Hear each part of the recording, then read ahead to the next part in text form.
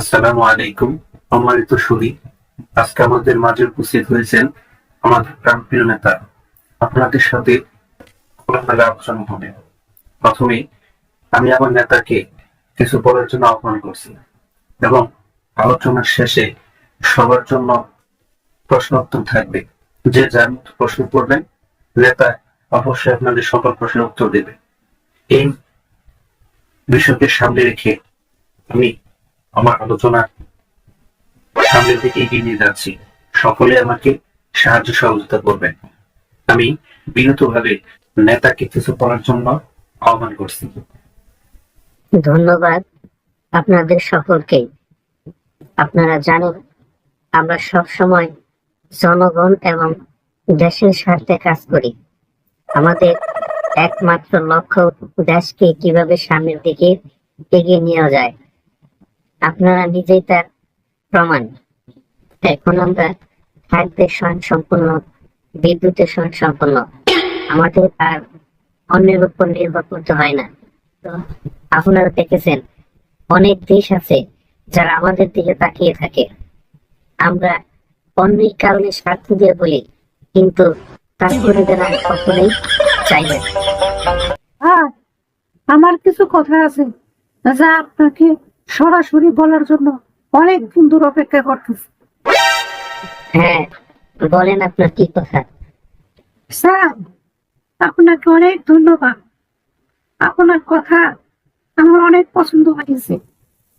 এর চেয়েও মিষ্টি মিষ্টি কথা আপনি সংসদে বলেন। আমরা আপনাদের কথা কান ফেলে শুনি।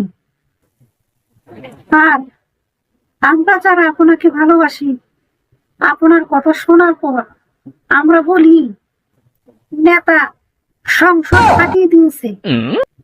চায়ের দোকানে বসে প্রতিবেশীর সাথে কারণ হইল প্রতিবেশীর ওই লোক আপনাকে ভালোবাসে না। তাহলে বুঝতে পারছেন আপনার প্রতি আমাদের ভালোবাসা কত। হ্যাঁ হ্যাঁ, বুঝতে পেরেছি আপনি আমাকে অনেক ভালোবাসেন। স্যার, আপনি বলেছেন আমরা খাদ্যে স্বয়ংসম্পূর্ণ, বিদ্যুতে স্বয়ংসম্পূর্ণ, আমাদের কোনো অভাব নাই, ইত্যাদি ইত্যাদি। কিন্তু স্যার, আপনার জনগণের চোখে যা ধরা পড়ে সেটা বোঝা আপনাদের চোখে ধরা পড়ে না। আপনার পার্শ্ববর্তী খাবার আছে বলে ফোনে মনে করেন আমরা খাদ্যে স্বয়ংসম্পূর্ণ হয়ে গেছি। স্যার, আপনার বাসায় কি কোনো কুকুর আছে? হ্যাঁ আছে তো, অস্ট্রেলিয়ান কুকুর, খুব দামি। তাকে পরিচর্যা করার জন্য একটা লোক রেখে দিয়েছি, যাতে তার কোনো কষ্ট না হয়। আমার কুকুরটা না খুবই প্রভুভক্ত, আর কখনো সে খালি পেটে থাকতে পারে না।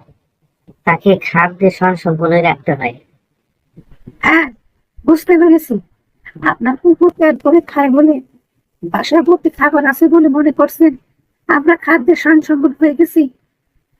আপনি স্যার জনগণের নেতা হতে পারেন, আপনি হয়েছেন কুকুরের নেতা। আপনি কুকুরের খাদ্য নিশ্চিত করতে পেরেছেন, কিন্তু দেশের মানুষের খাদ্য নিশ্চিত করতে পারেননি। একটু ভালো করে খেয়াল করে দেখুন এখন আমাদের কোন অবস্থা। আর বিদ্যুতের কথা কি বলবো স্যার, ঝগড়া করে যখন বাড়ি যাই তখন দেখি প্রতিবেশী ঘরেও বিদ্যুৎ নাই এবং আমার ঘরের বিদ্যুৎ নাই। প্রতিবেশী মুচকি হাসিতে বলে, কিরে মালিক, চায়ের দোকানদার তুই আমার সাথে ঝগড়া করলি, এখন দেখ তোর বাড়ির যে অবস্থা আমার বাড়িরও সেই একই অবস্থা। তুই না বলিস তোর নেতা বলেছে আমরা বিদ্যুতের স্বয়ংসম্পূর্ণ, এখন দেখ তোর ঘরেই বিদ্যুৎ নাই।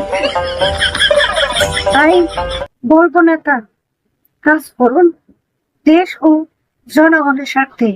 কবি বলেছেন আমাদের দেশে হবে সেই ছেলে কবে কথাই না বড় হয়ে কাজে বড় হবে। এই কথাটাই বাস্তবায়ন করুন।